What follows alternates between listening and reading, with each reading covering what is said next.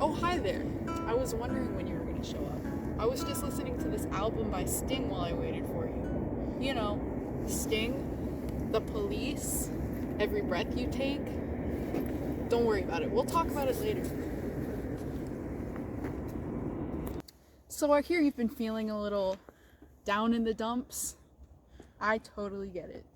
Daylight savings time ended yesterday, and now we get to enjoy this beautiful darkness at 5 p.m. for the next 5 months. Who needs the sun anyway? Pretty melancholic if you ask me. Maybe it would be comforting to know that people have been feeling this way for a really long time. No one is ever alone in darkness dwelling. After all, melancholy is a state of mind.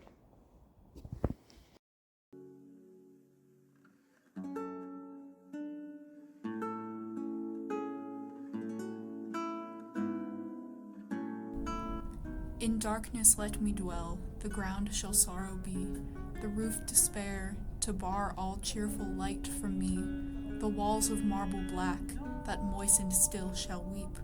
My music, hellish jarring sounds, to banish friendly sleep. Thus, wedded to my woes, and bedded in my tomb, oh let me living die, till death doth come, till death doth come. The text you just heard is the first verse of In Darkness Let Me Dwell by John Dowland. The origin of the text is a bit of a mystery. Its first appearance appears not in any of Dowland's works, but in a collection of poetry with little to no melodic notation by a completely different composer. Too much? Let's take a step back. Actually, more like 462 steps back. We're going to 1563.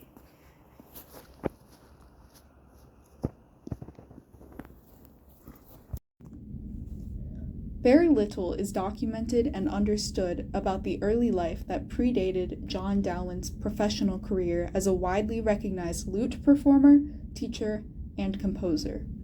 The discussion of his birth is largely unknown, but generally agreed upon by scholars to have occurred in London around the year 1563. There is little to no documentation on his teen years up until he worked for the ambassador of England in Paris. Because of his mastery of the lute, it is inferred by historians that he experienced a very well-rounded education.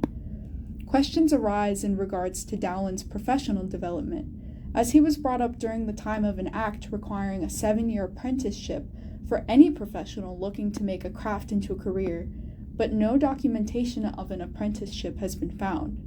He spent several years in France, which allowed him to make connections with continental musicians in Europe before he published his first book of songs in 1597. Skip ahead a few years, and we arrive in the year 1606. Like I mentioned before, the origin of the text is a subtle mystery, likely crafted over years of time. In Darkness Lets Me Dwell makes its first published appearance not as a complex melodic work, but rather as one line in a collection of poems used as a tribute by John Caprario. In 1606, John Caprario published a collection of poems and vocal works as a death tribute called Funeral Tears. With darkness as the centerpiece, these works reinforced the melancholic aesthetic of the text. The verse you heard previously was included on its own with very little melodic notation, much less complex than Dowland's, and no mention of John Dowland at all.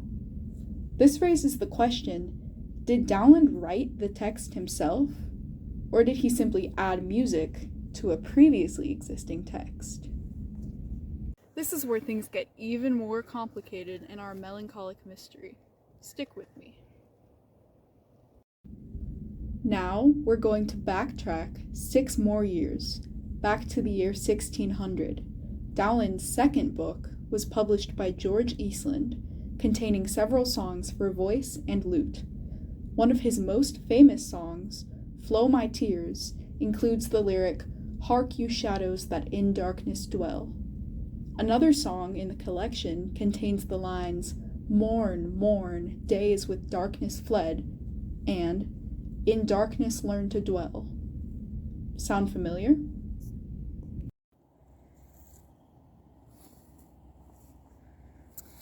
Historians and musicologists are currently unsure of the originality of Dowland's verses in this piece. Its first published appearance is listed under the name of another composer, but earlier works by Dowland foreshadow the text and allude to similar lines. Who inspired who? While this mystery remains unsolved, light can still be shed on the melodic aspect. We know for a fact that Dowland composed a compelling and innovative melody on top of the text, regardless of who first formulated the verses. Let's take a deeper dive.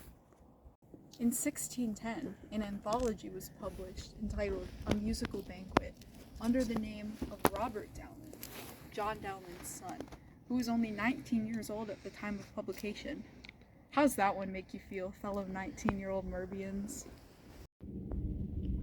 Researchers believe that Robert Dowland received significant aid from his father, who, quote, paved the way, in the words of K. Dawn Grapers in her biographical work, Dowland.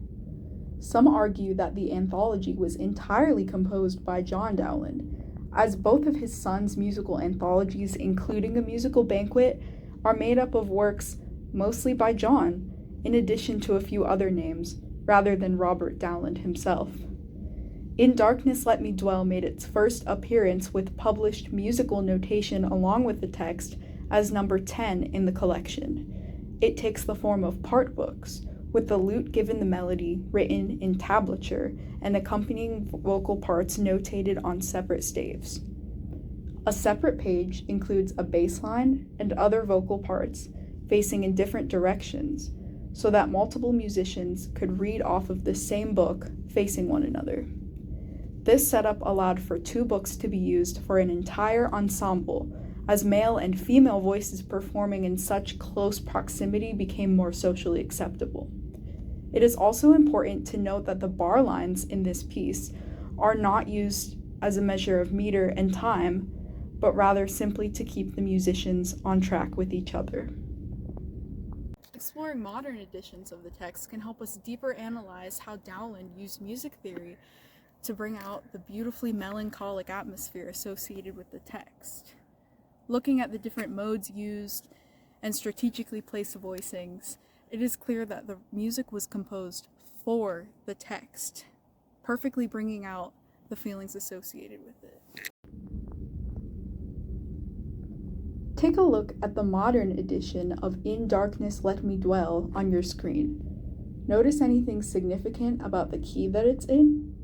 Now take a look at the final chord. What changed?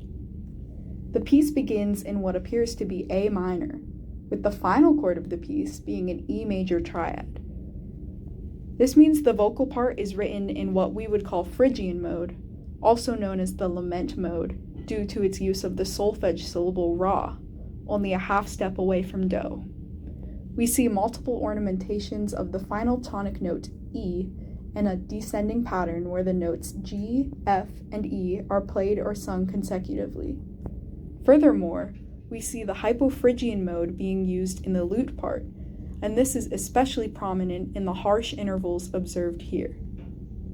When we look at the final E major chord, one might mistake it for a Picardy third in modern-day music theory notation. Ending such an agonizing, despairing piece on a major chord disrupts the mood, almost desensitizing that melodic state of mind, which is so prominent throughout the piece. That is, according to our modern-day music theory. However, if you analyzed Dowland's piece that way, you'd be very incorrect and historically inaccurate.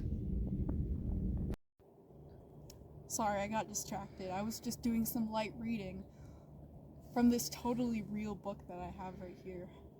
Hey, did you know that in the 38th chapter of Music in the Western World, which I'm sure all of you have read by now, describes that, in Renaissance music theory, ending a minor piece on a major chord indicates severe harshness. it further dramatizes the piece rather than lightening the mood. So the cherry on top, like when you're already having a really bad day and that one little minor inconvenience just throws you right over the edge. Through this chord, Dowland fully encapsulates the piece's melancholic atmosphere from beginning to end. But wait, there's more. Okay, so now let's talk about how the chord is voiced. See here in the final measure, the lute part drops out entirely, uttering only silence after beat 2 of the last measure. The voice carries over, singing a harsh interval, G sharp, to close out the piece as it is isolated. As if Dowland couldn't be dramatic enough, he might as well just stab you in the chest at that point. This is one of the most dramatic and theatrical uses to end the piece Dowland could have possibly chosen, signaling one final cry out for despair. Take that, Radiohead. In all seriousness, this form of expression made Dowland very ahead of his time. If you think mental health and depression are stigmatized today, imagine how unheard of it was in 1610. At this point in time, no one had really expressed this aspect of the human psyche through music. Dowland took the text describing some of the worst forms of depression and asked himself, what does this feeling sound like? How does depression sound? And how do I depict it through nonverbal pitches? And he encapsulated it beautifully. Through this piece, Dowland validated so many unspoken struggles and questions regarding mental health at the time. It is a liberating work of art, expressing a form of melancholy and pain through music in a way that nobody had really done before. The innovativeness of his craft is what makes the piece so fascinating to this day, still holding its meaning and significance over 400 years later. In fact, this type of work was referred to as a dump, expressing a fit of melancholy and depression, which is where we get the phrase down in the dumps from. It isn't often that we come across a Renaissance piece like that. Well, thanks for sticking with me to take a deep dive into Dowland's expression of the melancholy aesthetic in music. I hope you learned something new. Oh, I almost forgot. Did you know that Sting, frontman of The Police, loved this song so much that he included it as a cover in his 2006 album, Songs from the Labyrinth? This piece meant so much to him that he couldn't resist showing off this 400-year-old form of musical expression. Let's take a listen. In darkness, let me